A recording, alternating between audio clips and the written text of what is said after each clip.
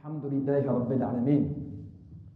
الحمد لله الذي أمر بالتقوى وجعلها سبابا للفوز بالجنة والنجاة من النار. Mes chers frères et sœurs, Allah subhanahu wa ta'ala nous apprend, et cela déjà dans le Coran, le fait que nous devons craindre Allah. Et pourquoi cette crainte? Parce que la crainte a été l'ordre de tous les prophètes à toutes les communautés, de la première à la dernière. Tous ont reçu l'ordre de craindre Allah subhanahu wa ta'ala. Et aussi cette crainte, elle te permet de t'élever auprès de ton Seigneur, et c'est la meilleure de tes provisions. La crainte d'Allah Azza wa Jal, c'est la meilleure de tes provisions. Et c'est pour cela aussi que dans un hadith qui est immense, énorme, en termes d'information, pour que tu comprennes et que tu ne passes pas à côté de cela, de cette grande récompense. Le prophète sallallahu alayhi wa sallam te dit dans un hadith, les deux choses qui font le plus entrer les gens au paradis, c'est la piété, at-taqwa, et le bon comportement.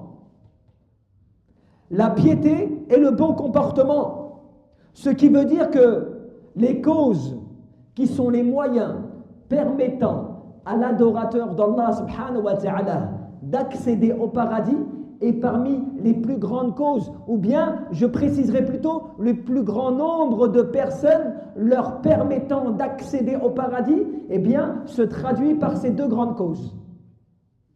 Taqwallah, la piété, et le bon comportement.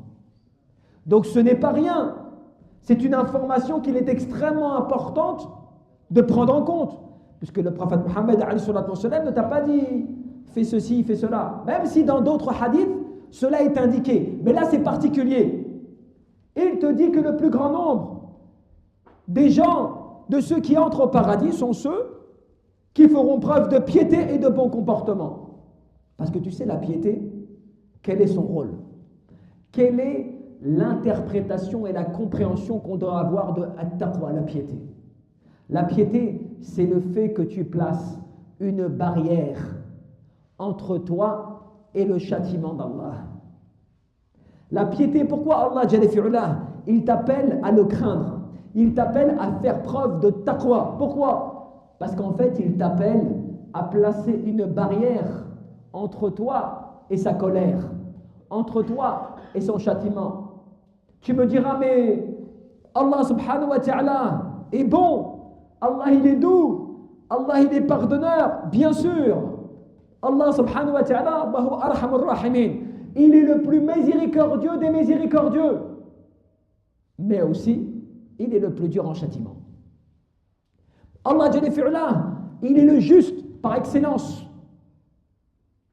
Mais il est tout à fait normal que lorsque l'adorateur ne respecte pas, se détourne, manque à ses devoirs et ainsi de suite, et qu'il ne s'en repent pas de cela, qu'il ne s'en repent pas, eh bien il est normal qu'il va rendre des comptes.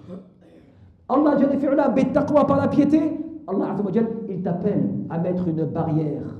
Cette barrière, c'est un écran de protection, c'est une ceinture de sécurité.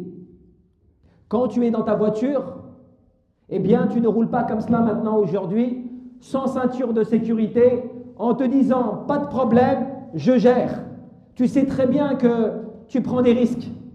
Tu sais que s'il t'arrive quelque chose, eh bien, il y a de fortes chances que tu y passes. Donc, tu fais attention. Quel que soit ton rôle, eh bien, tu fais attention à cela. Et tu mets ta ceinture de sécurité. Comment alors? Quand tu sais que tu es dans le naqsh, dans le manquement, que tu sais que tu commets des péchés tous les jours, que tu sais que tu as beaucoup de choses qui manquent, eh bien tu ne mets pas un écran de sécurité, par la crainte d'Allah subhanahu wa ta'ala. C'est pour cela qu'Allah te dit, certes les pieux seront dans des jardins et délices, ou bien des jardins et plaisirs et autres, ou des jardins et ruisseaux, tout cela pour appeler le croyant à craindre Allah jalla fi'ula. Inna lil muttaqina. Tu vois, à chaque fois, le pieux. Et tu sais, Allah t'a parlé de la piété. Le prophète Mohammed t'a parlé de la piété. Mais aussi il a indiqué le bon comportement. Pas juste la piété, le bon comportement avec cela. Pourquoi cela? Parce qu'en fait, tu sais, le bon comportement, c'est le fait que tu fasses preuve de miséricorde, que tu fasses preuve de retenue dans la colère, que tu fasses preuve de pardon, que tu fasses preuve de divulguer le bien, que tu fasses preuve de patience face à la difficulté, que tu fasses preuve de pardon, d'excuse, que tu sois généreux. Tout cela fait partie du bon comportement. Le bon comportement, ce n'est pas simplement, tu dis, moi je suis quelqu'un de gentil.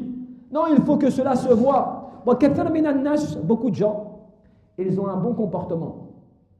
Mais ce bon comportement, tu ne le vois quand tout va bien pour eux.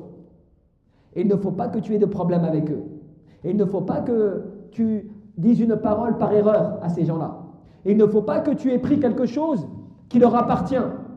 Puisque si cela devait se passer, eh bien ce beau comportement, tu vas le voir s'évaporer comme cela, disparaître en une fraction de seconde, et la personne va se transformer. Eh bien ce n'est pas le bon comportement. Le bon comportement, c'est dans le bien et dans le mal. Dans la facilité comme dans la difficulté. Tu fais preuve d'un bon comportement. Comme le prophète Mohammed était comme cela avec les gens, avec ses proches, ses amis, ses ennemis, ses voisins, tout le monde. Il avait un comportement exemplaire. Et c'est pour cela que le prophète Mohammed a bénéficié du fait qu'Allah a dit de lui لَقَدْ كَانَ لَكُمْ فِي رَسُولِ اللَّهِ أُسْوَةٌ حَسَنَةٌ. Vous avez dans l'envoyé d'Allah un excellent modèle à prendre comme exemple. Ou que Aïcha anha, son épouse, qui le connaissait dans l'intimité, qui le connaissait en privé, lorsqu'on lui a demandé comment est le prophète Mohammed dans sa vie, qu'a-t-elle répondu? Kana khuluquhu al-Qur'an. Il était le Coran vivant. Son comportement était le Coran. Voilà l'exemple.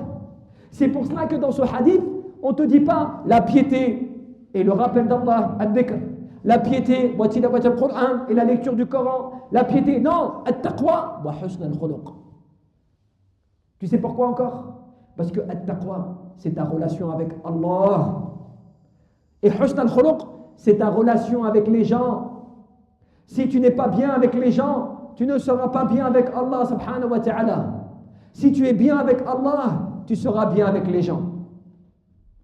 La verticalité et l'horizontalité. Tu ne peux pas te contenter de « je suis bien avec Allah et je ne suis pas bien avec les gens ». Tu ne peux pas aussi te contenter de « je suis bien avec les gens mais je ne suis pas bien avec Allah ». C'est pour cela que celui qui réunit ces deux caractéristiques, eh bien, il fait partie des gens du paradis. Subhanallah. ولهذا عبد الله كذلك في الحديث, regarde dans un autre hadith qui te démontre que ces deux choses ne peuvent pas être négligées. Donc tu as déjà le hadith, le plus grand nombre de ceux qui rentrent au paradis, taqwallah wa husn al-khuluq. Pourquoi alors le prophète Mohammed a toujours indiqué la taqwa et le bon comportement? Pourquoi ces deux choses? Parce qu'en fait, il a réuni ces deux choses parce que ces deux choses ont un impact extraordinaire sur toi si tu le respectes. Quel est cet impact?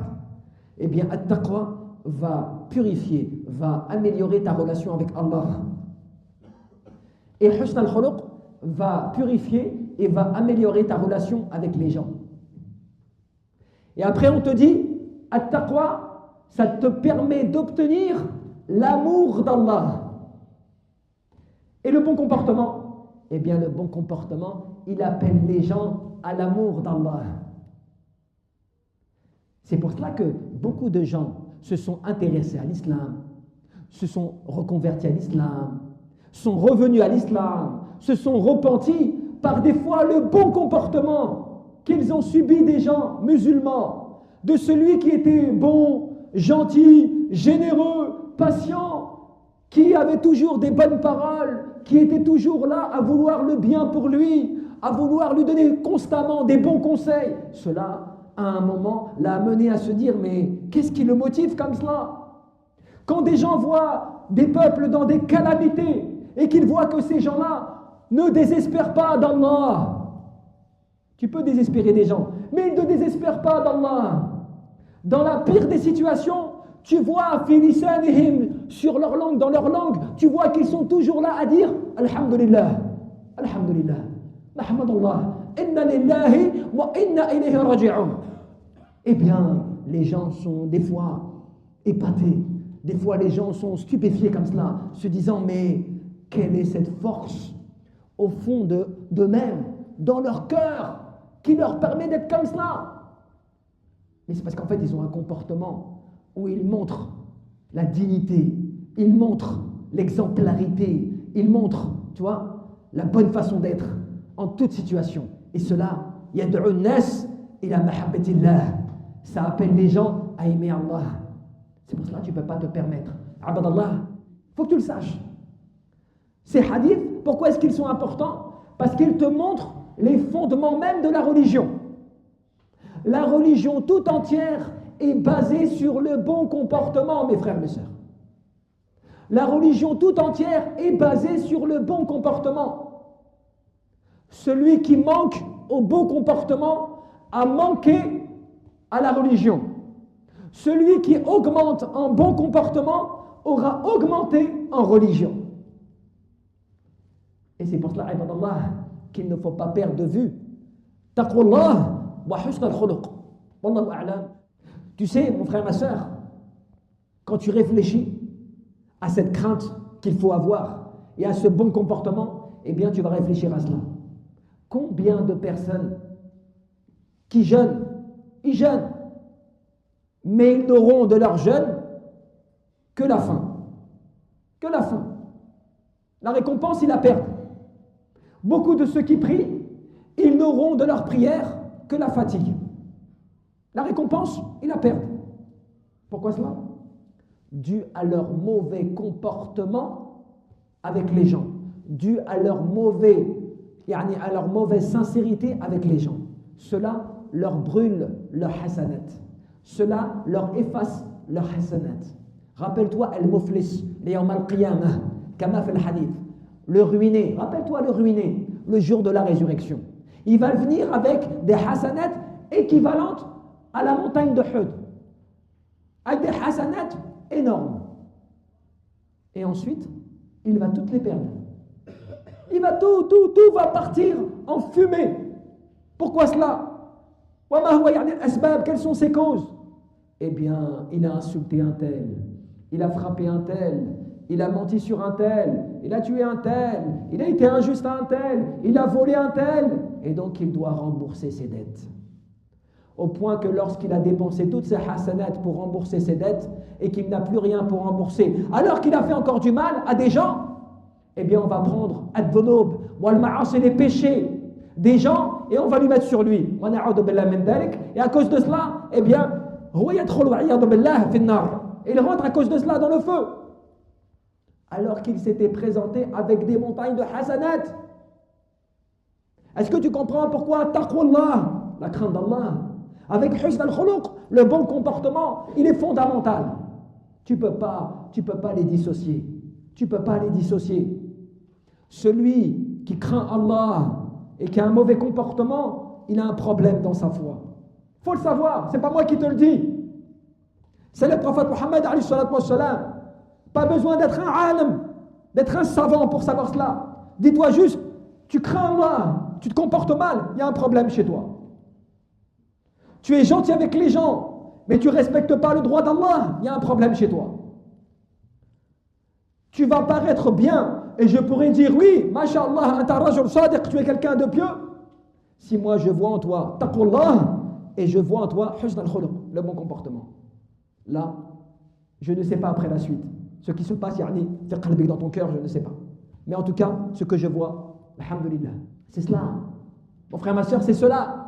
Que tu saches que la religion, ce n'est pas juste la prière, juste le jeûne, juste je lis le Coran, juste je fais des aumônes. Non, c'est le fait que tu aies un bon comportement, que l'on voit, que tu extériorises, dont les gens cueillent cela comme tu venais à eux en plein printemps, en plein soleil. Comme lorsque l'hiver est passé et qu'on voit le soleil comme cela apparaître, qu'on voit les feuilles vertes comme cela pousser, qu'on voit la verdure qui vient pousser, tout cela devient agréable. Eh bien, le bon comportement, il vient s'annoncer comme cela. Il vient s'annoncer comme cela aux gens, tel le printemps et l'été, alors que tu as passé une période dure d'hiver. Quand il te voit, il sent cela, il ressent cela. Tu vois, il sait cela de ta part. Et c'est comme cela, ibadallah, le prophète Mohammed te disait encore, il n'y a pas une chose qui pèse le plus lourd dans la balance, l'yawm al-qiyamah, si ce n'est le bon comportement. Au point même que le bon comportement, husn al-khuluq, il va te permettre d'être le plus proche du prophète Mohammed sallallahu alayhi wa sallam, yawm al-qiyamah, le jour de la résurrection. Tu vois un peu les récompenses? Est-ce que tu vois tout cela? Donc, purifie ta personne, purifie ton nafs avec la piété et purifie ta relation et ton cœur avec le bon comportement. Quand tu agis comme cela, tu obtiendras l'agrément d'Allah et tu gagneras la demeure du paradis. Wallahu a'lam.